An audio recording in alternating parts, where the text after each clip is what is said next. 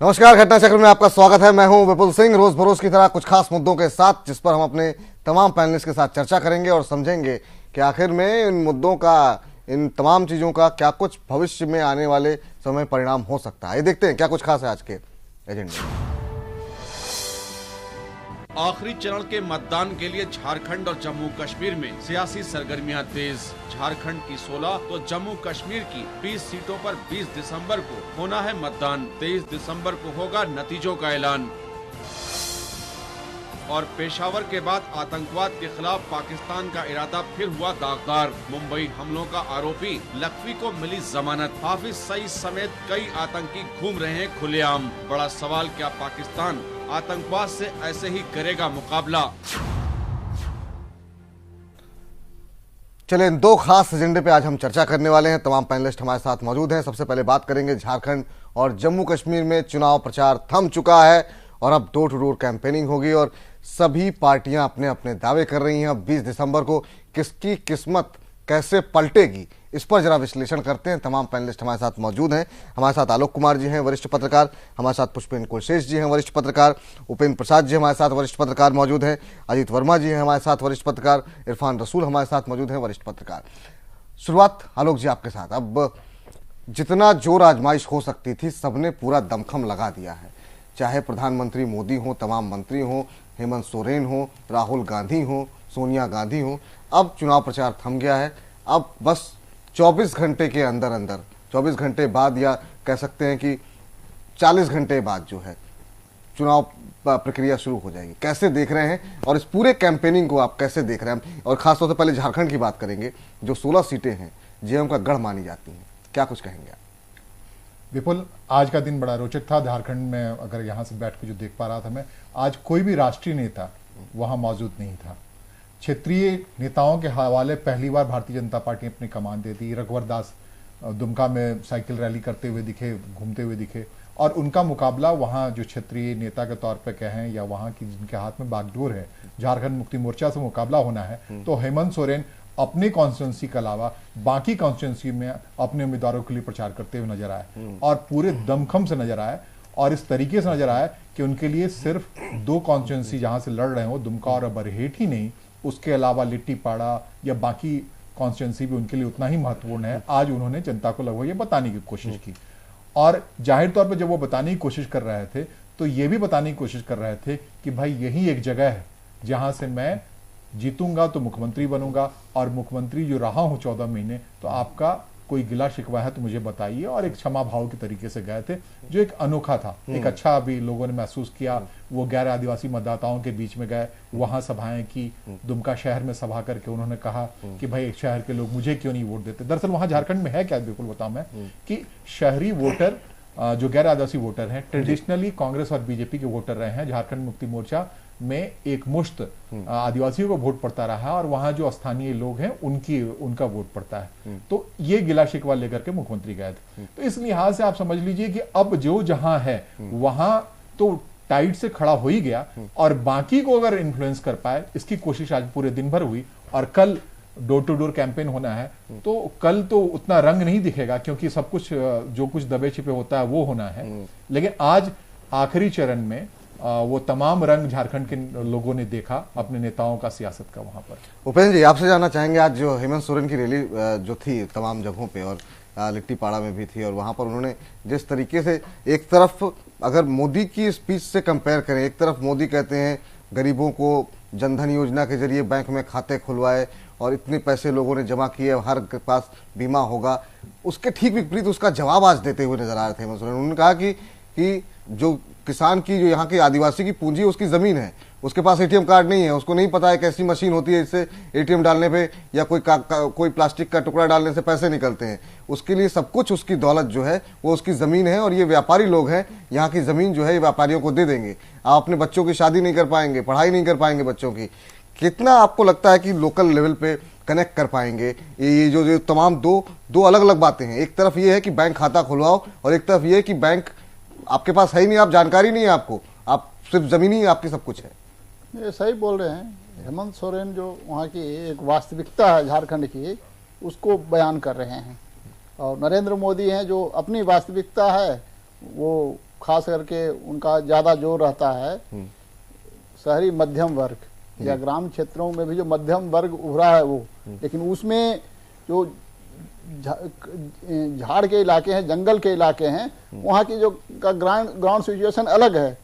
जो मैदानी इलाकों का जो ग्राउंड सिचुएशन है उससे अलग है। वहाँ है जो वास्तव में असली जो है लोगों की पूंजी है या जो भी संपत्ति है, जो एसेट है, वो जमीन है। और वो जमीन से वो बहुत कुछ हासिल नहीं कर पाते हैं, क्योंकि वो जमीन उस तरह से उर्वरक नहीं है जिस तरह से मैदान की जमीन होती है। लेकिन उसमें खनिज संपदा है और उस पर नजर है लोगों की, दूसरे लोगों की, क्योंकि वो जो खनिज संपदा, उसमें जो संपत्ति छिपी हुई है, उस संपत्ति को एक्सट्रैक्ट करने का आदिवासियों के पास कोई साधन नहीं है। या बहुत सारे जो इस्तेमाल पहले जंगलों का किया करते थे, उस पर बहुत तरह के वन विभाग के लोगों ने रोक लगा रखी है, तो इससे भी उनका डिप्राइवेशन बढ़ा। तो ये जो चैलेंज कर रहे हैं हेमंत सोरेन, नरेंद्र मोदी के चुनावी अभियान को जो चुनौती दे रहे हैं, तो मानना पड़ेगा कि वो जमीन से जुड़कर चुनौती दे रहे हैं, इसलिए कि वो वहाँ के स्थानीय, वहाँ के लोकल हैं, वहाँ की जो लोकल समस्या है वो नरेंद्र मोदी से ज्यादा बेहतर समझते हैं। तो एक स्ट्रेटजी के रूप में जो उनका जवाब है, तो मानना पड़ेगा कि वो वास्तव में वो लाजवाब जवाब है। उसका जवाब शायद बीजेपी के नेताओं के पास नहीं होगा।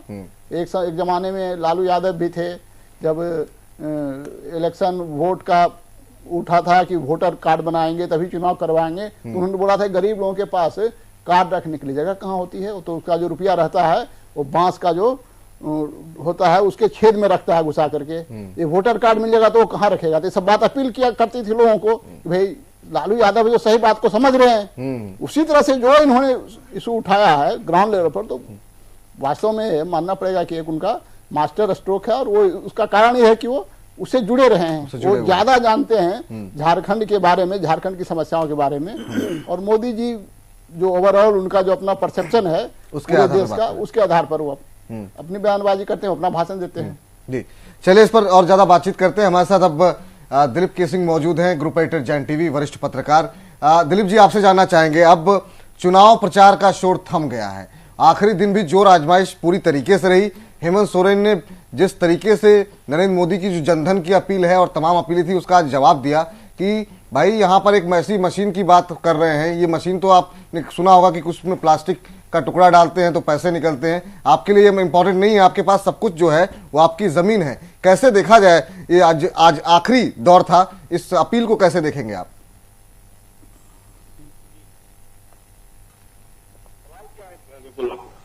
दिलीप जी, सुन पा रहे हैं आप मुझे? जी जी, सवाल क्या है? जी, सवाल ये है कि आज आखिरी दिन था चुनाव प्रचार का। हेमंत सोरेन ने भी पूरी ताकत लगाई और खास तौर से उन्होंने एक बार फिर से व्यापारियों को आने मत दीजिएगा, अपनी जमीन को जाने मत दीजिएगा, और जनधन योजना पर भी एक तरीके से सवाल उठाया कि भाई ऐसी कोई मशीन नहीं है, आपको नहीं पता कि कोई प्लास्टिक की ऐसी मशीन होती है जिसको डालने में पैसा निकलता है। आपके लिए सब कुछ, आपकी पूंजी जो है वो आपके जमीन है। तो आप कैसे देख रहे हैं आज हेमंत सोरेन ने जिस तरीके से कैंपेनिंग की उसे? देखिए, अगर आप स्वच्छता से चीजों का विश्लेषण करें तो आपको दिखेगा कि ये चुनाव, झारखंड जो विधानसभा चुनाव था, ये बुनियादी रूप से मुद्दा विहीन चुनाव रहा।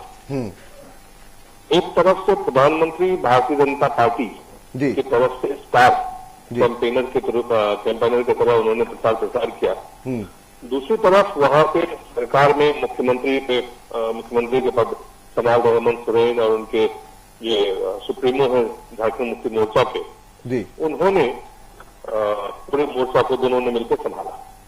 इसके अलावा बाबूलाल मरांडी, इसके अलावा कुछ राहुल गांधी भी आए, सोनिया गांधी भी आए, और कुछ अन्य लालू प्रसाद यादव भी आए, पासवान भी एक सीट पे आए। तो प्रचार प्रसार का दौर खत्म हो गया। लेकिन प्रचार प्रसार में जब आप सुनते हैं नेताओं को, तो वो एक दूसरे को जवाब दे रहे थे।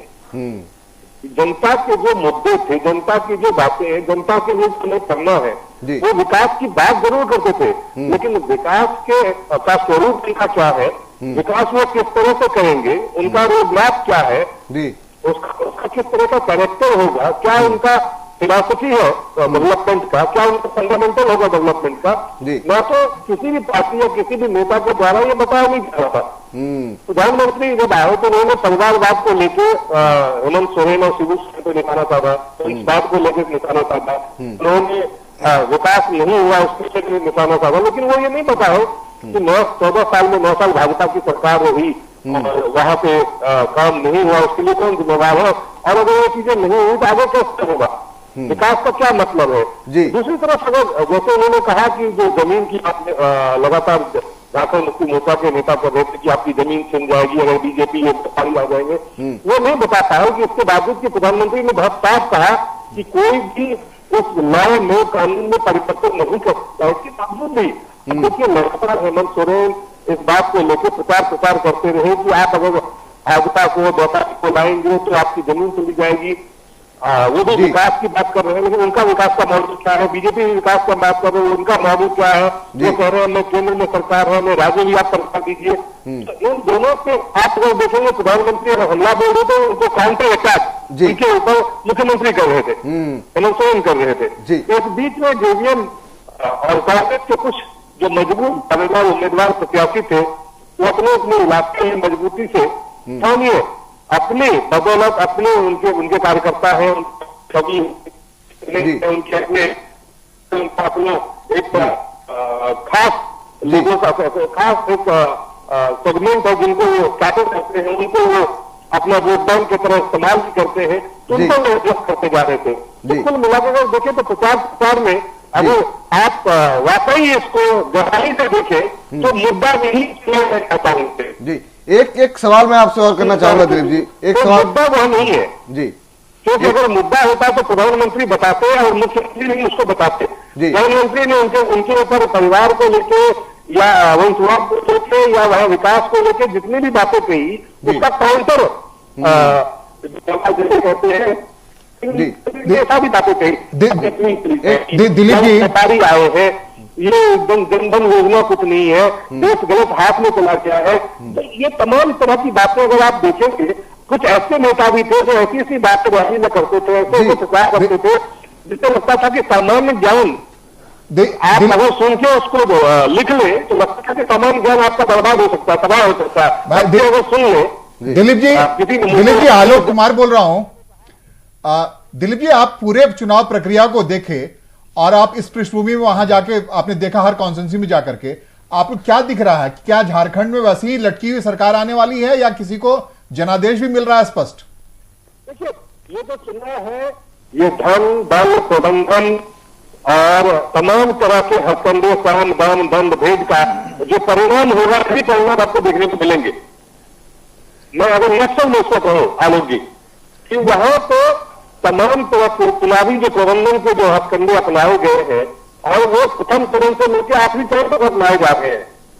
24 घंटे के बाद मतदान होंगे और संथाल तेलंगाना जो आखिरी चरण में है, यहाँ पे प्रधानमंत्री आए और उन्होंने अपनी सारी बातें कही। मुख्यमंत्री ने जिस तरह से उन्हें जवाबी हमले मुख्यमंत्री ने किया, हेमंत सोरेन जी ने किया, तो उसको तो असल में वहां पे ये जो है एक वर्ग अपने कंस्टिट्यूंसी को एडजस्ट करने कर रहे थे वो। पूरे चुनाव में जब चुनाव में गया था झारखंड उस वक्त मल्टीपोलर दिख रहा था सब कुछ, कई खिलाड़ी दिख रहे थे।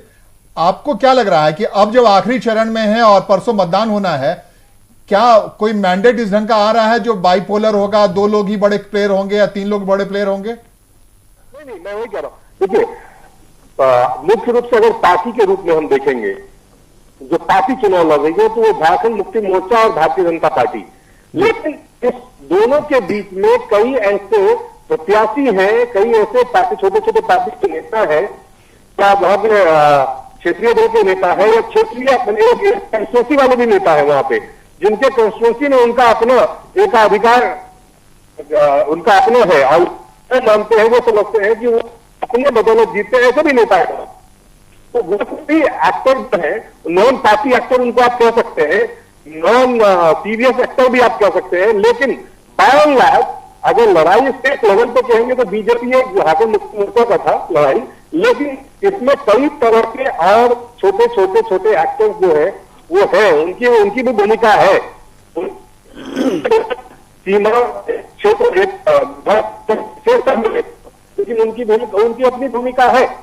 जी दिलीप जी आप लौट जब रहे हैं तो आप इन कुछ कॉन्स्टिट्यूंसी को आपने देखा, जैसे दुमका को देखा, बरहेट को देखा, मुख्यमंत्री खुद उम्मीदवार हैं, हेमलाल मुर्मू की स्थिति आपने देखी, स्टीफन मरांडी के स्थिति देखी आपने, और साइमन मरांडी, इन बड़े दिग्गजों पर फैसला होना है। क्या लग रहा है, मतदाता किधर जा रहे हैं इस बार?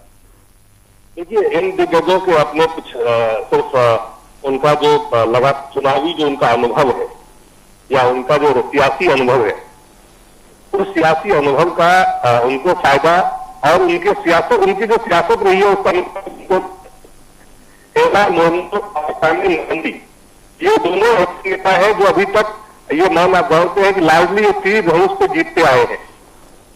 और तीर धनुष इस ग्रामीण इलाके में तीर धनुष के अलावा कमल के नेताओं को लेकर अब ये गए हैं, और ये किस तरह से इस निर्माण को उस जनाधार जो उनका अपना था, जो झारखंड मुक्ति मोर्चा के जब वो नेता थे तब था, और अब जो भारतीय जनता पार्टी में है, तो वो कैसे उसको मैनेज करेंगे, ये चुनाव को वक्त प्रबंधन पर निर्भर करेगा। और जो बात आप मुख्यमंत्री संतोषी कर रहे हैं दुमका और बरहेट के, क्योंकि मुख्यमंत्री है, ने जिस तरह से प्रचार प्रसार किया है, उनके पास वो गुरु जी की उनके पास विरासत है, गुरु जी खुद चुनाव प्रचार में उतरे हुए हैं, तो जाहिर है वो उनका किला है, और उस किला को बढ़ाने में लगे हुए तमाम सिर्फ बीजेपी नहीं, बीजेपी के अलावा भी पार्टियां वहां पे लगी हुई है। एक आखिरी जिज्ञासा कि 77 युवा उम्मीदवार वहां खड़े हैं जिनकी उम्र 25 से 40 साल के बीच में है, और जब आप जिक्र कर रहे हैं तो बड़े अनुभवी लोग हैं वो मैदान में हैं, और बड़ी संख्या में युवा मतदाता हैं। इस बार तकरीबन 2 लाख युवा मतदाताओं को मतदान करना है। तो क्या लग रहा है, ये किस ढंग से स्थितियां बदलेंगी इस आखिरी चरण में? मुझे लगता है कि युवाओं में एक तो सबसे ज्यादा जो मुझे लगा कि जो आपको युवाओं में भी अलग अलग बांटना होगा, शहरी क्षेत्र के जो युवा हैं, जो ग्रामीण क्षेत्र के युवा हैं, जो झारखंड मुक्ति मोर्चा साथी जो उनके जो युवा हैं, बीजेपी के जो यूथ विंग है और यूपी के उनके युवा है, या जो विद्यार्थी हम स्कूल और कॉलेज में पढ़ते हैं वो भी युवा है जो अभी 18 साल के होंगे और वोट डालेंगे, उनमें एक तो है कि प्रधानमंत्री नरेंद्र मोदी को लेकर उनमें एक जिज्ञासा है, उत्सुकता है, और प्रधानमंत्री उनके बीच में काफी लोकप्रिय है। लेकिन अगर हम यही चीज देखें, आदिवासी जो छात्र हैं, खास करके जिस तरह से हेमंत ने प्रचार प्रसार किया कि ये झारखंड की शान की बात है, आन बान और शान की बात उन्होंने आत्मसम्मान से जोड़ दिया, झारखंड के सम्मान से जोड़ दिया है, तो ये जो लड़ाई है कुल मिलाकर के इसको सिर्फ सियासी लड़ाई नहीं रखा है, ये एक तरह से इस लड़ाई को पूरी तरह से सियासी फायदे नुकसान के तमाम तरह के हथकंडे अपनाए गए हैं। आलोक जी, चलिए चलते हैं जी, किन चीजों से प्रभावित होंगे, ये आत्मसम्मान की लड़ाई से प्रभावित होंगे या विकास की नई जो उम्मीद प्रधानमंत्री ने उनके मन में जगाया है कि तमाम युवाओं को रोजगार मिलेगा। आज मैं आखिरी रैली जो एड्रेस कर रहे थे मुख्यमंत्री हेमंत सोरेन, उसमें उन्होंने कहा कि अगर वो सरकार में आते हैं और अगर वो रोजगार नहीं दे पाएंगे तमाम युवकों को, तो वो बेरोजगारी भत्ता देंगे। अब इसका असर उस क्षेत्र के या जहां तक लोग सुनेंगे या जहां जहां वो ये कह रहे हैं उसका किन किन लोगों को असर होगा, जिन जिन लोगों के पास कोई आमदनी नहीं है, क्या वो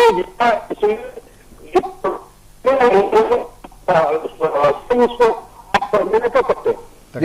चले बहुत संक्षेप में एक छोटा सा आखिरी सवाल आपसे जानना चाहेंगे।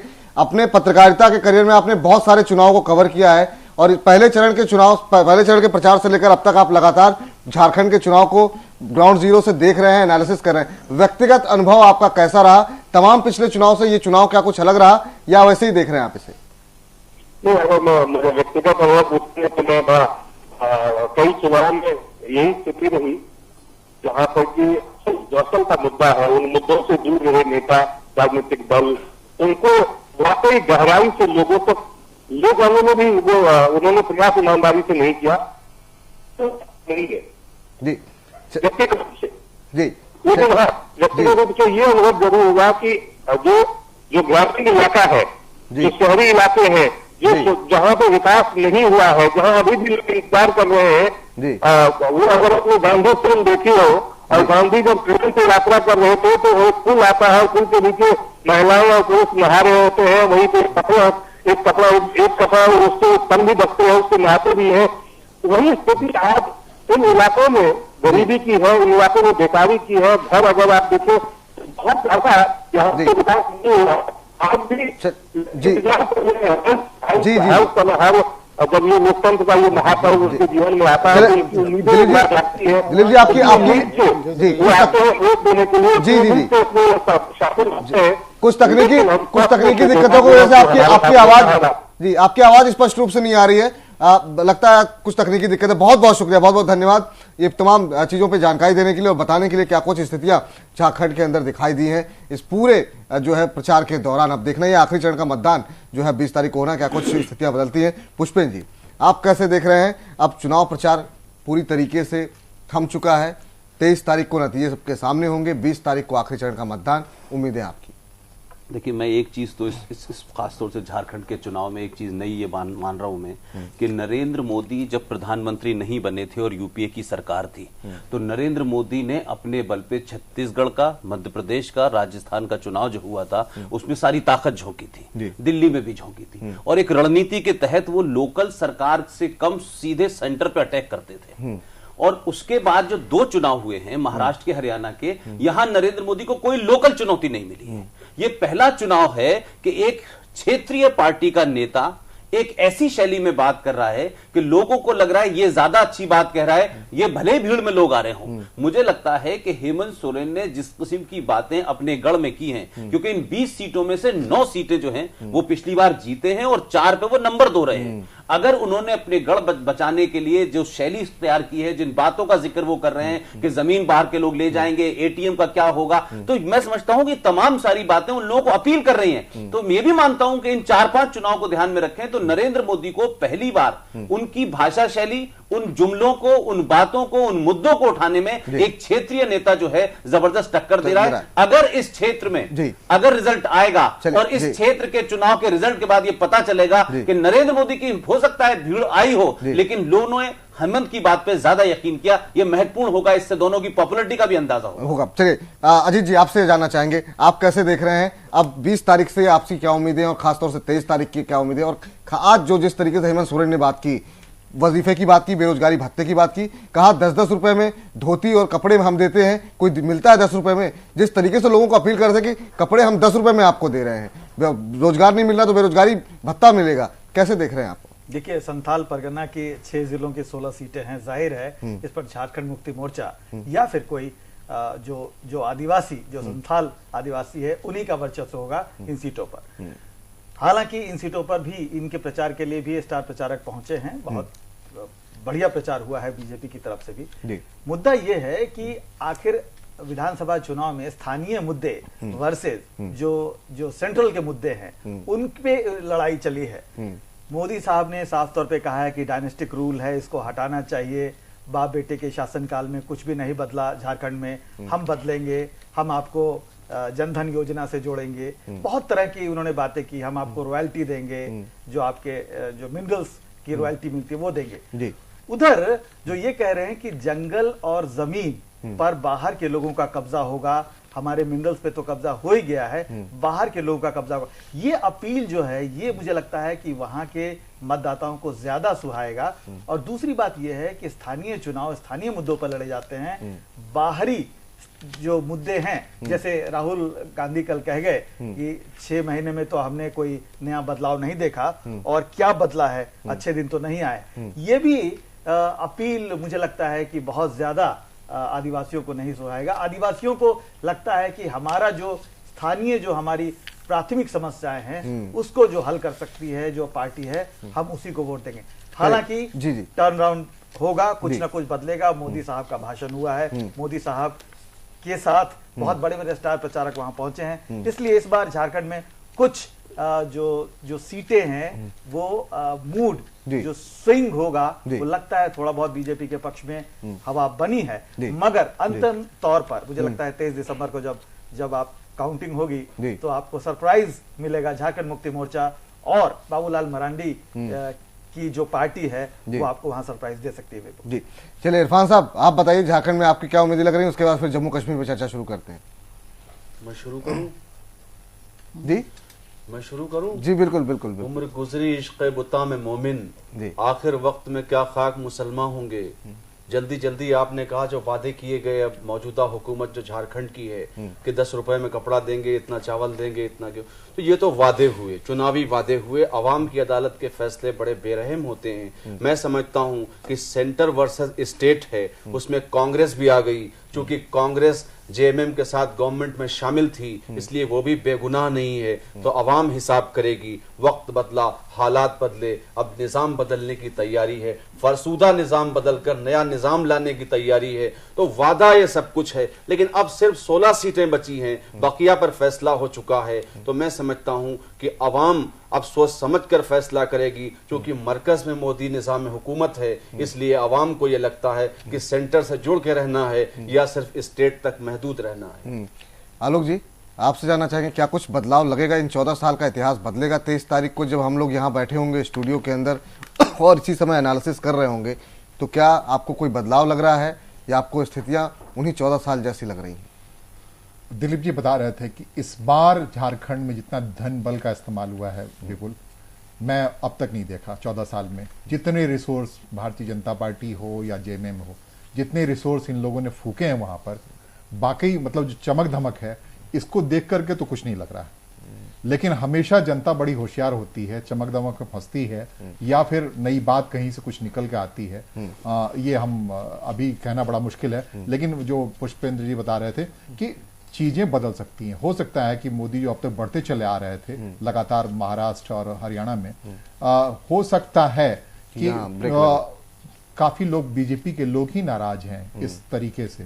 तो हो सकता है कि वहां कुछ ऐसा हो कि उनको रुकावट मिले, या नहीं भी हो सकता है। वो तो हम 23 तारीख को जब यहाँ पे बैठे होंगे और तमाम लोगों के साथ जो है तो उस दिन एनालिसिस करेंगे। चलिए, ये तो झारखंड का मसला रहा जहां पर मुकाबला वाकई में दिलचस्प और हर चरण हर पल की खबर हमने आप तक पहुंचाई, एनालिसिस किया। अब देखना ही है 20 तारीख को क्या फैसला होता है और कल भी नजरें रहेंगी क्या कुछ किस तरीके से शांति के साथ जो तमाम लोग जो है स्ट्रेटजी बनाएंगे उस पर भी हमारी नजर रहेगी।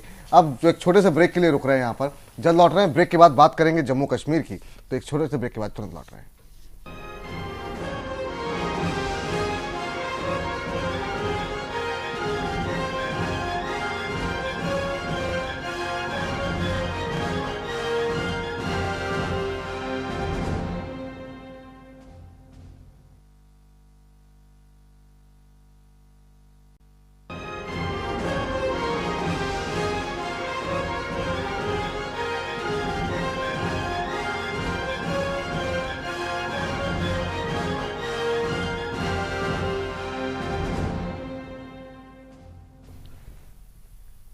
घटनाचक्र में ब्रेक के बाद आपका स्वागत है और अब बात हम करेंगे जम्मू कश्मीर की। जी हां, जम्मू कश्मीर के में भी 5वें चरण का मतदान 20 तारीख को होना है और यहां पर 20 सीटों पर 20 तारीख को मतदान होगा और 23 तारीख को नतीजे आएंगे। यहां पर भी मुकाबला काफी दिलचस्प रहा है। बीजेपी ने कोई कोर कसर वहां बाकी नहीं रखी है। प्रधानमंत्री बार बार ये कहते आए हैं कि मैं आपके बीच हर महीने आया हूं, मैं आगे भी ऐसे ही आता रहूंगा, और वो बाकायदा महीनेवार जब से सरकार बनी है तब से लेखा जोखा प्रस्तुत कर रहे हैं। 44+ का मिशन है। क्या स्थिति है, जरा चर्चा शुरू करते हैं। हमारे साथ तमाम खास मेहमान मौजूद हैं। आलोक कुमार जी हैं वरिष्ठ पत्रकार हमारे साथ, पुष्पेंद्र कुलशेष जी हैं वरिष्ठ पत्रकार, उपेंद्र प्रसाद जी हैं हमारे साथ वरिष्ठ पत्रकार, अजीत वर्मा जी हैं वरिष्ठ पत्रकार, इरफान रसूल साहब हैं हमारे साथ वरिष्ठ पत्रकार। पुष्पेंद्र जी, आपके साथ शुरुआत करेंगे। कैसे देख रहे हैं आप इस बार जिस तरीके से बीजेपी ने एक तरीके से जब सरकार बनी थी उससे पहले ही कहीं ना कहीं स्ट्रेटजी बन गई थी, किसी भी हालत में जम्मू कश्मीर को जो है बीजेपी को जीतना है। उसके बाद भी जैसे अमित शाह बने उनकी प्रायोरिटी लिस्ट में आ गया। लंबे समय से वहां पे जब बाढ़ राहत काम को लेकर के या उससे पहले से ही तमाम बीजेपी के कार्यकर्ता वहां पे काम कर रहे थे। इस चुनाव को कितना प्रेस्टिजियस आप मान रहे हैं बीजेपी के लिए और तमाम पार्टियों के लिए? देखिए, जम्मू कश्मीर का चुनाव बीजेपी के लिए ओवरऑल तो प्रेस्टीज का मामला था ही, और जो हालात पैदा हुए थे सेंटर के प्रति, सेंटर सरकार के प्रति, बीजेपी के प्रति, वो भी एक था। लेकिन जो आखिरी चरण का मतदान है उसमें समझता हूं कि जितनी, अभी हम थोड़ी देर पहले बात कर रहे थे, तो जो 5वें चरण के मतदान झारखंड के अंदर जो चुनौती और जो संघर्ष जेएमएम के सामने है कि 16 में से 9 सीटें थी इस आखिरी फेज की, वैसे ही बीजेपी के पास इस फेज में 20 में से 9 सीटें हैं। तो बीजेपी के लिए आप याद रखें कि जम्मू कश्मीर के अंदर तमाम जो भी कुछ अब तक 67 सीटों पे जो लड़ाई हो चुकी है, लेकिन सारी उनकी ताकत जो है वो इन्हीं 20 सीटों पर है, कि ये जम्मू के तमाम सारे रीजन हैं जिसपे भारतीय जनता पार्टी का जबरदस्त दावा रहा है। 9 सीटें वो जीत चुके हैं, 4 पे वो नंबर 2 रह चुके हैं। तो जो मिशन 44 है बीजेपी के लिए यही पूरा करेगा, अगर करेगा तो या उसके नजदीक भी पहुंचेंगे तो वैली में जहां तक उनकी हालत है, सब जानते हैं कि वैली के अंदर तमाम सारी चीजें हैं। उनके कैंडिडेट पहली बार खड़े हुए हैं, वो एक तरीके से वहां पार्टी इंट्रोड्यूस पहली बार हो रही है, लोग चुनाव पहली बार लड़ रहे हैं, उनको कैंडिडेट पहली बार मिले हैं। लेकिन जम्मू की जहां 37 सीटें हैं टोटल मिलाकर के, उसकी 20 सीटों में से भारतीय जनता पार्टी का अगर ये मिशन है, ये ख्वाब है सत्ता के नजदीक जाने तक का, तो सारी ताकत बीजेपी की इसी 20 सीटों के ऊपर होगी। लिहाजा मुझे लगता है कि आप ये देखें कि यहां ना तो एनसी उतनी पावरफुल है, ना यहां पीडीपी का दावा बहुत ज्यादा है, और यहां जीतने और हारने वाले इस पूरी 20 सीटों पे एक आध सीट को छोड़ दें सब हिंदू हैं। तो यहां वो जो पोलराइजेशन वाला मामला है, आप देखें कि लास्ट में जो कार्ड खेला गया वो धारा 370 वाला, वो भी इसी अंदाज में खेला गया। तो अब लगता था कि जो वहां होना था वो हो चुका है। जम्मू के अंदर लोग इस बात से भी नाराज थे, बीजेपी का कैडर नाराज था, उनकी लोकल यूनिट नाराज थी कि आपने धारा 370 के बारे में यहां कुछ कहा है, वहां कुछ कहा है। तो जो आखिरी दौर की जो आप रैली देखें उसमें धारा 370 को टच करके इस सेंटीमेंट्स को छूने की कोशिश की गई है। आलोक जी कैसे देख रहे हैं आप? ये वाकई उपेंद्र जो कह रहे हैं ना, ये 20 सीट ही 44 प्लस के लिए सबसे बड़ा अहम है, और बड़े इत्मीनान से ये वक्त आया है जिसमें कि आप पिछली जो गलतियां कर रहे थे घाटी में जाकर के, एक जो डाइल्यूट कर रहे थे अपने स्टैंड को, वो फेज निकल गया है। अब आप कठोर स्टैंड में हैं। आज आप मैं दिल्ली में बैठ करके राज्यसभा की कार्रवाई देख रहा था, तो उसमें देख रहा था कि किस ढंग से बड़े कायदे से भारतीय जनता पार्टी ने उसको प्लेग किया कि धर्मांतरण के मसले को, कि वो चाह रही है कि किस ढंग से इस पर रुकावट आए। तो जो एक स्टैंड है, एग्रेसिव स्टैंड सदन के अंदर देखने को मिला, और वो बेसिकली सदन में नहीं मामला चल रहा था। मामला वो था कि जम्मू कश्मीर के पार्टी वर्कर्स को एक मैसेज दे रहा था और वहां से कंट्रोल करने की कोशिश हो रही थी। तो पार्लियामेंट का जो अभी जो गड़बड़ या हॉट देख रहे हैं आप, तो सिर्फ और सिर्फ इन 20 सीटों के लिए चल रहा है, मुझे जो समझ में आया दिल्ली में रह करके। तो ऐसी व्यूह रचना है, और इस व्यूह रचना में कांग्रेस बिल्कुल सिरे से गायब है। अब वहां मुकाबला जमीन पर बीजेपी वर्सेस अदर्स होना है, तो उसमें अगर कांग्रेस उस गाड़ी को नहीं रोक रही है, तो बीजेपी अगर इस 20 को ठीक कर ले तो संभव है कि 44 प्लस किसी के साथ मिलकर पूरा कर सकते हैं। उपेंद्र जी क्या ये मान के चलें कि पिछले कुछ दिनों में जो घटनाक्रम घटा है, जिस तरीके से हंगामा और धर्मांतरण और ये सब, क्या इन सबको क्या जम्मू आखिरी चरण के मतदान से खासतौर से जोड़ के देखा जा सकता है? क्योंकि ये जो 20 सीटें हैं, अगर वहां पे बीजेपी के हिसाब से पोलराइजेशन होता है तो वो इसका फायदा उठाने में कामयाब होगी। अब देखिए जो 20 सीटें हैं ये हिंदू बहुल सीटें हैं, लेकिन इसका मतलब ये नहीं है कि वहाँ मुसलमान नहीं है। मुसलमान है और उनकी भी आबादी अच्छी खासी ही है, भले वो मेजोरिटी में न हो, और चुनाव के रिजल्ट को प्रभावित करने की वो क्षमता रखते हैं। तो मतलब 2 हिंदू कैंडिडेट है, 2 इम्पोर्टेंट पार्टी, मुसलमान जिसको वोट देगा उसकी जीत हो जाएगी। तो इस तरह का तो ये जो भी माहौल बना, ये धर्मांतरण को लेकर बना, या साध्वी ने जो बनाया, आगरा में जो बना, इन सब के कारण हमें लगता है कि भारतीय जनता पार्टी ने वहाँ के जो मुस्लिम वोटर्स हैं उनको अपने प्रति ज्यादा संदेहवादी बना दिया है। जो थोड़े बहुत कोशिश कर रहे थे प्रधानमंत्री, लग रहा था कि हाँ ये जो लचीला रुख या जो इनका पुराना अतीत है उससे बदल गए हैं, सबको एकोमोडेट करके चलने वाले हैं, सबको लेकर के चलने वाले हैं, ये जो छवि थी वो खत्म हुई है भारतीय जनता पार्टी को लेकर के। इसका हमें लगता है कि भारतीय जनता पार्टी को नुकसान हो सकता है, क्योंकि अगर सारे मुस्लिम वोटर्स पोलराइज हो जाते हैं किसी एक कैंडिडेट को, भारतीय जनता पार्टी के उम्मीदवार को हराने के लिए, तो उसका अंततः नुकसान होना है भारतीय जनता पार्टी को। क्योंकि देखिए जो ऐसी बात नहीं, जीतने वालों को भी वोट मिलता है, हारने वालों को भी वोट मिलता है, और जो नजदीकी हारने वाला रहता है और जीतने वाले उसके कुछ ही हजार के वोटों का अंतर रहता है। तो कुछ हजार वोट इधर से उधर आया तो उससे है कि रिजल्ट बदल जाता है। तो इसलिए हमें लगता है कि ये जो पिछले 15-20 दिन की जो घटनाएं हैं, उन घटनाओं ने भारतीय जनता पार्टी का जो एम्बिशस मिशन था या उसका जो टारगेट था उसको कमजोर करने का काम किया है।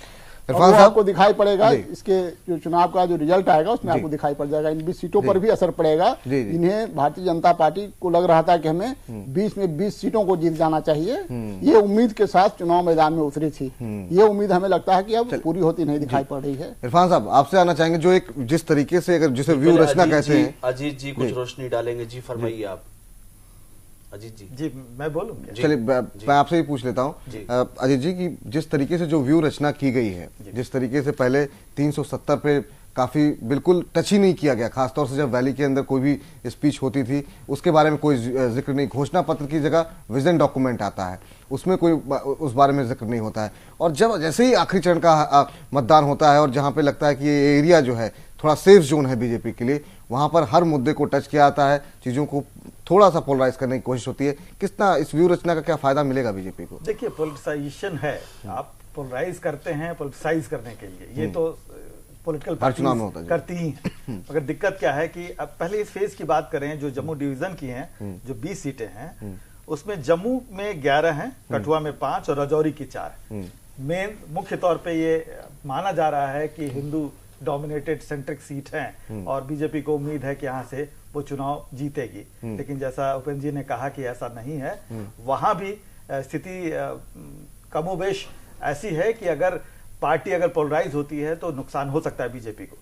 दिक्कत क्या है यहाँ पे कि बीजेपी के लिए खास बात यह है कि ये कुछ सीटें इनमें से इंटरनेशनल जो पाकिस्तान के बॉर्डर लाइन है वहां पड़ती है, कुछ जो लाइन ऑफ कंट्रोल पे पड़ती हैं, तो वहां जो शेलिंग होती है पाकिस्तान की तरफ से वो एक भारत के पक्ष में माहौल बनता है, हिंदुओं के पक्ष में माहौल बनता है, हिंदूवादी पार्टी जो है उसके पक्ष में माहौल बनता है। तो वो ये कह सकती है कि भाई हम उस पार्टी को वोट करेंगे जो एंटी पाकिस्तानी ज्यादा है, तो बीजेपी इस पक्ष में इसमें थोड़ा सा अपने आप को अव्वल मान सकती है। मगर जो इशू को डाइल्यूट किया गया है, आपने देखा होगा कि पिछले पंडितों का जो वोट परसेंटेज जो एक्सपेक्टेड था वो नहीं था, कम था।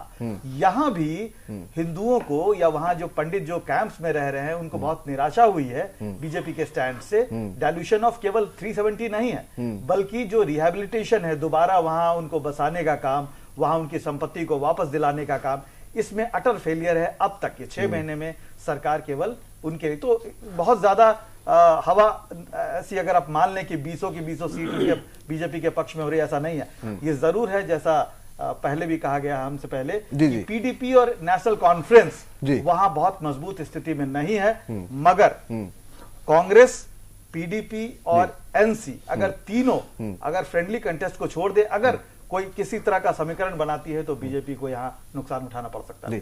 पुष्पेंद्र जी कुछ कहेंगे? क्लोजिंग रिमार्क आपकी तरफ से। जो बात यह है कि कांग्रेस पार्टी जो है वो बीजेपी के बाद इस इलाके में 6 सीटें जीती है, लेकिन इस चुनाव की पूरी रूपरेखा, सेंटर में कांग्रेस का जाना, मुझे लगता है कि अगर वो सीटें हैं जहां पे ज्यादातर क्या कहते हैं, आप ये मान के चलें कि हिंदू कैंडिडेट थे और कांग्रेस से मुकाबला था, वो सीटों पर बीजेपी का दावा बढ़ेगा। और ओवरऑल पूरे राज्य में भारतीय जनता पार्टी के पास मात्र 11 सीटें हैं। तो अगर जम्मू के अंदर उन्होंने पूरी ताकत भी लगा दी और हिंदू कार्ड भी अगर खेला, तो 37 में से कितनी भी कम कर लें, 11 से तो वो ऊपर चले जाएंगे।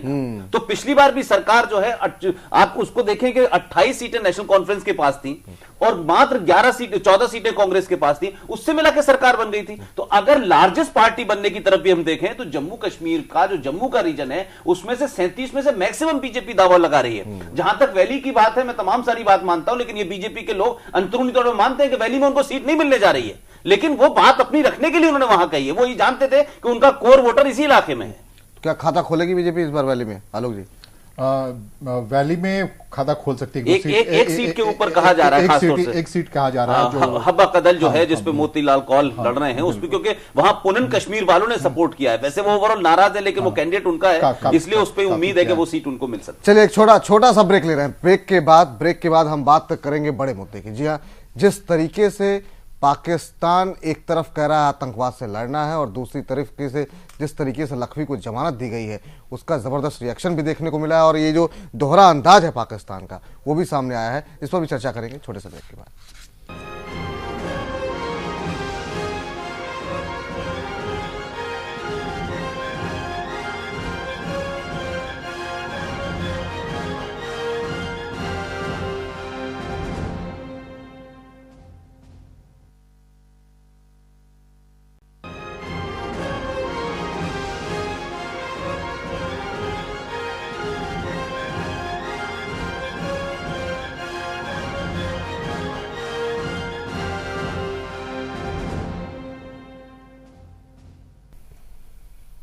ब्रेक के बाद आपका स्वागत है। एक बार फिर से हम बात करेंगे जिस तरीके से एक आतंकवादी घटना होती है पाकिस्तान के अंदर, पूरा हिंदुस्तान उसके लिए रोता है, उसके लिए दर्द दिखाता है।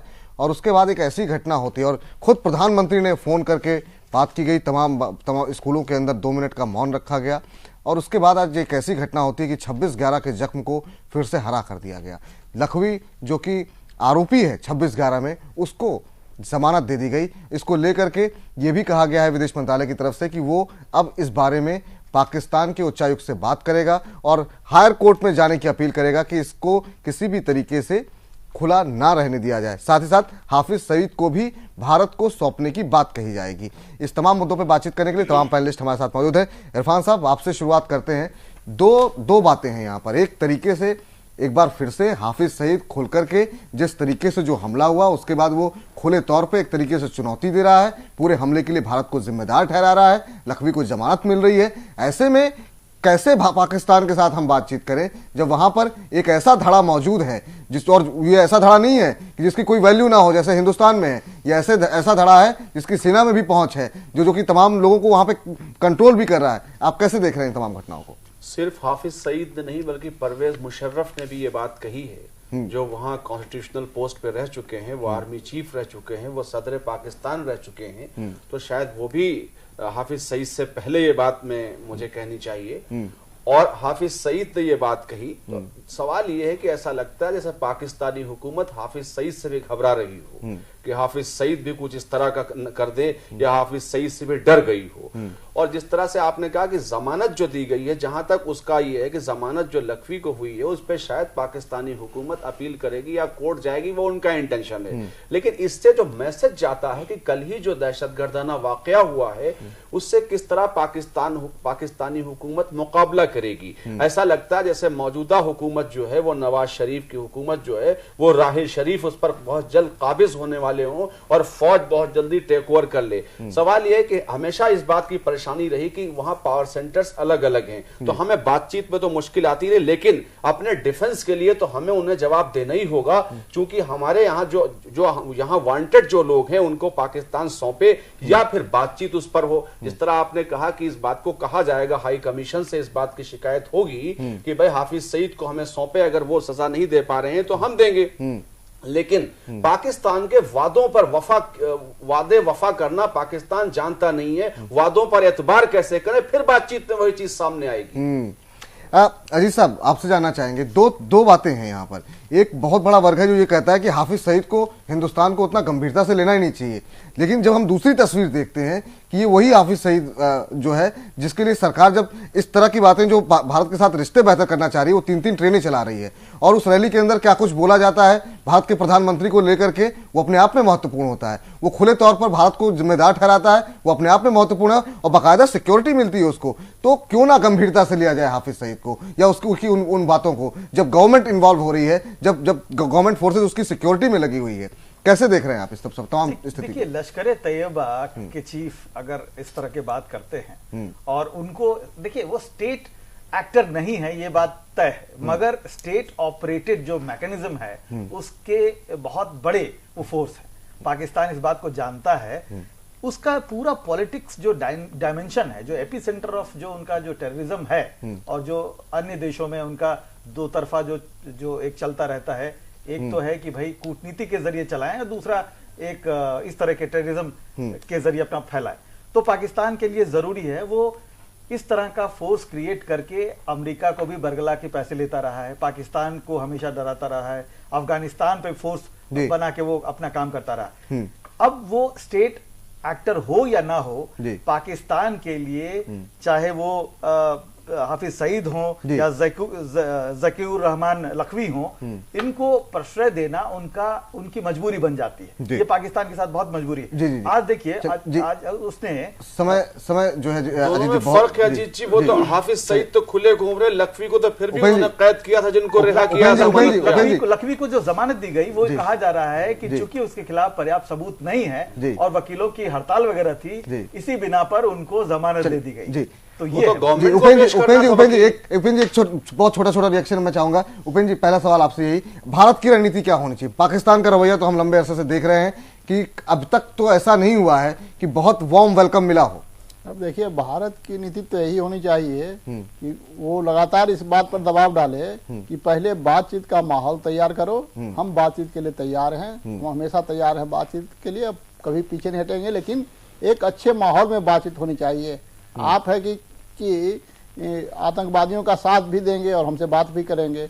कश्मीर के जो पृथकतावादी है उनसे आप मिलेंगे हमसे बात करने के पहले, तो दो तरफा जो बातचीत है उसको त्रिपक्षीय उस तरह से बनाने की कोशिश करेंगे तो वो नहीं चलेगा।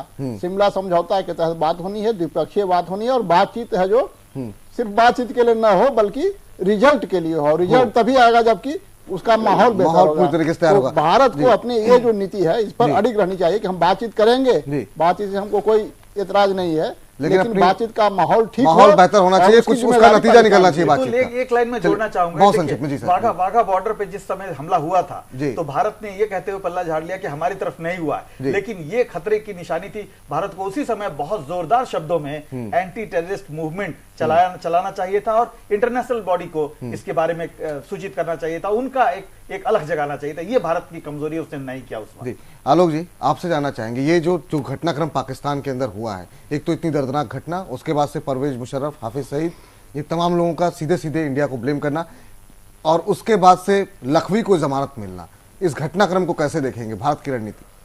2 मिनट लूंगा। एक मैं बताऊंगा, जैसे भारत की एक छवि रही है कि सॉफ्ट स्टेट है इसलिए पाकिस्तान वहां कार्रवाई करता रहा।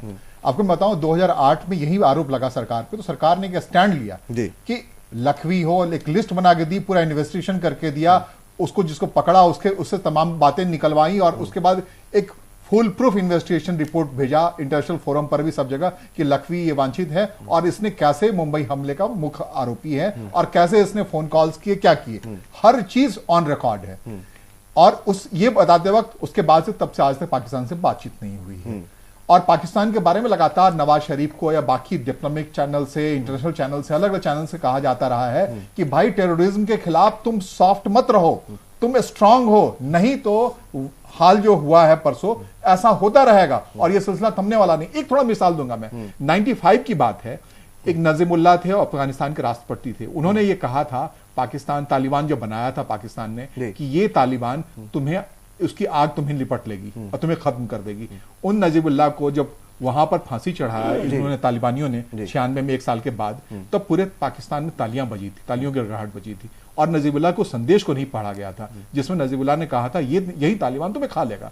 ये पाकिस्तान आज भी नहीं समझ रहा है। अगर लखवी को छोड़ रहा है, अगर अपने यहां वो हाफिज सईद को छोड़ रहा है, हाफिज सईद घटना के तुरंत बाद आंसू बहा रहा हिंदुस्तान के सामने, कहता है कि खबरदार आंसू मत बहाओ मेरे दुर्दशा पे, मैं तुम्हारे ऊपर हमला करूंगा। अगर ऐसी बातें कर रहा है तो ये हमलावर जो आप तैयार कर रहे हैं, ये जो जंगजू तैयार कर रहे हैं, वो अगर सीमा पे बाढ़ हमने तेज कर दी तो आप ही के यहां तो विस्फोट करेंगे जब आत्मघाती रास्ता बना के। ये समझना पड़ेगा, और वो जो अभी सॉफ्टनेस है पाकिस्तान के अंदर, उसको जब तक वो मजम्मतली ठीक नहीं करेगा तब तक न इलाका में शांति होगी न वो खुद बचेगा। पुष्पेंद्र जी, फाइनल कमेंट आपकी तरफ से। बातचीत जो तमाम तरह के विकल्प लोगों ने बताया कि बातचीत होनी चाहिए, पाकिस्तान को अपने यहाँ कंट्रोल करना चाहिए, इन लोगों को पकड़ना चाहिए, आपके हिसाब से, आप वहां के मीडिया में वहां पे लंबे समय से काम भी करते आए हैं, कैसे देख रहे हैं आप इस स्थिति को? क्लोजिंग रिमार्क पाकिस्तान का जो आज हुआ है वो कोई मेरे लिए नई बात नहीं है, और मैं आपके चैनल पे कहता भी रहा हूं कि ऐसा नहीं हो सकता कि पेशावर के अंदर टेररिज्म कुछ और हो और लाहौर के अंदर टेररिज्म की परिभाषा बदल जाए। तो ये जो घटना घटी है कोई नई नहीं है। और आज एक चीज ज्यादा साफ हो गई है, जो बात शुरू में इरफान ने उठाई है कि हाफिज सईद का ये कहना कि इसमें भारत का हाथ है, ये मुझे कोई नई बात नहीं लग रही है। सवाल यह है कि उस देश में 9 साल तक राज करने वाला आदमी, जो आर्मी का चीफ है, जो उस फितरत को जानता है, उससे यह पता चलता है कि कैसे स्टेट और नॉन स्टेट एक्टर कोऑर्डिनेशन के साथ बातचीत करते हैं। ये मार्केट में फ्लोट किया गया कि रॉ ने कराया है, कि वो साहब तालिबान ने कराया है, और तालिबान ट्रेनिंग कहां से ले रहे हैं और हथियार कहां से आ रहे हैं, हमको रूट पकड़, ये तमाम सारी बातें हैं। कोई मुझे उसमें ताज्जुब नहीं लगेगा कि 1 महीने के बाद लोग ये कहें कि साहब ये तो जो है कहीं से ट्रेनिंग लेके आए थे और इनको रॉ ट्रेनिंग दे रही थी और अफगानिस्तान में दे रही थी। तो ये कोई नई बात मुझे लगती नहीं है। लेकिन भारत सरकार की तरफ से मैं समझता हूं जो स्टैंड है उनका, कि जो उपेंद्र भाई कह रहे हैं कि बातचीत के लिए सिर्फ बातचीत न करें, इसी पे तोड़ी गई थी बातचीत, और इस पे दबाव बनाएं। पाकिस्तान को जितना बाहर से प्रेशर कर सकते हैं आप, उतना फायदेमंद है। अगर भारत ऐसे में कुछ भी रिटेलिएट करेगा, आप ये मान के चलिए कि उसामा बिन लादेन रावलपिंडी में था, उसको उन्होंने दिया नहीं था। वो आप ये समझ रहे हैं कि मुल्ला उमर को हमें दे दे, हम रोज मांगते हैं, कोई आप खाने की थाली नहीं मांग रहे हैं जो वो आपको दे देगा। आप में दम हो तो आप ले लीजिए जाकर के। लेकिन भारत का कोई भी रिटेलिएशन, एग्रेसिव पोस्चर पाकिस्तान के अंदर जो इस वक्त सोसाइटी दो हिस्सों में बटी हुई है उनको यूनाइट कर देगा, क्योंकि भारत सामने खड़ा होता है तो तमाम सेक्ट, शिया, सुन्नी, अहमदिया, मुसलमान, हिंदू सब एक साथ खड़े हो जाते हैं और भारत के विरोध में होते हैं। जितना भारत बाहर से प्रेशर करेगा पाकिस्तान उतना अंदर से कमजोर होगा, हुकूमत के खिलाफ होगा, आर्मी के खिलाफ होगा, आतंकवाद के खिलाफ होगा। चलिए, बहुत बहुत शुक्रिया, बहुत बहुत धन्यवाद आलोक जी आपका इस पूरी चर्चा में जुड़ने के लिए। पुष्पेंद्र जी आपका बहुत बहुत शुक्रिया इस पूरी चर्चा में जुड़ने के लिए। उपेंद्र जी आपका भी बहुत बहुत धन्यवाद। अजीत जी आपका भी बहुत बहुत शुक्रिया। इरफान साहब आपका भी बहुत बहुत शुक्रिया इस पूरी चर्चा में जुड़ने के लिए। निश्चित रूप से जो कुछ भी हो रहा है पाकिस्तान को खुद इस बारे में सोचना चाहिए, जो हुआ वो क्यों हुआ और इस तरह की घटना दोबारा ना हो, इसके लिए उसे खुद सख्ती के साथ कदम उठाने होंगे। और भारत जो लंबे समय से मांग कर रहा है इन आतंकियों की, उसको लेकर के भी उसे कुछ गंभीरता से सोचना होगा। फिलहाल घटनाचक्र को यहीं समेटते हैं। तमाम बड़ी खबरों के लिए आप देखते रहिए जय टीवी। नमस्कार।